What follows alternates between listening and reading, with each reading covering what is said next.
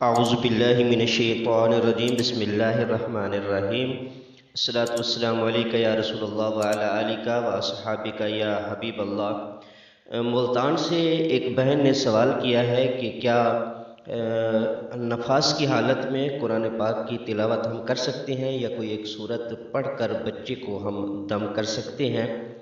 تو قرآن پاک جب تک غسل فرض ہو اور جو جنبی ہو یا حیض اور نفاس والی عورت ہو جو ناگے کے دن ہے عورتوں کے لیے، تو اس صورت میں قرآن پاک نہیں پڑھ سکتے، تلاوت نہیں کر سکتے۔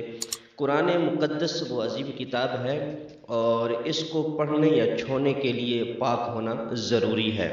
جس پر غسل فرض ہو اس کو مسجد میں جانا، طواف کرنا، قرآن پاک چھونا اور بغیر چھوئے زبانی پڑھنا، کسی آیت کا لکھنا، آیت کا تعویذ لکھنا، یہ اس صورت میں حرام ہے جس میں کاغذ کا چھونا پایا جائے۔ اگر کاغذ کو نہ چھوئے تو لکھنا جائز ہو سکتا ہے۔ فتاوی اہل سنت میں یہ بات موجود ہے۔ اور ایسا تعویذ چھونا، ایسی انگوٹھی چھونا یا پہننا جس پر آیت یا حروف مقطعات لکھے ہوں تو ان کا بھی ہاتھ لگانا یا چھونا حرام ہے یا پہننا حرام ہے جب تک آپ غسل نہیں کر لیتے اور پاک نہیں ہو جاتے۔ تو رد المختار اور جلد نمبر 1 اور 343 پیج میں یہ بات موجود ہے۔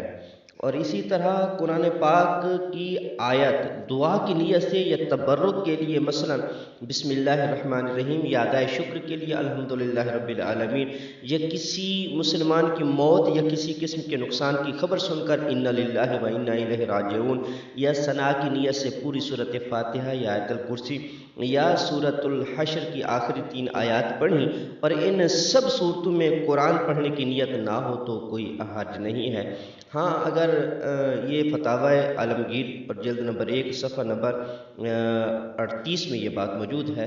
اور اسی طرح اگر کل شریف جو تینوں کل ہیں تو بلا کل کے، یعنی کہ کل کو نہ پڑھیں اور اعوذ سے سٹارٹ کریں، بنیت ثنا یہ پڑھ سکتے ہیں اور ثنا کی نیت سے آپ جو ہے نا ریڈ کر سکتے ہیں، قل کو نہ پڑھیں کیونکہ اس صورت میں ان کا قرآن ہونا متعین ہے، نیت کو کچھ دخل نہیں ہے۔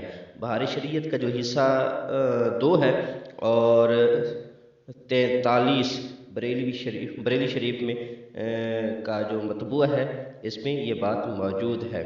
تو اسی طرح جس کٹورے پہ یا برتن پہ کوئی قرآنی آیات لکھی ہیں تو جب تک بے وضو ہیں، بے غسل ہے، اس کو چھونا حرام ہے۔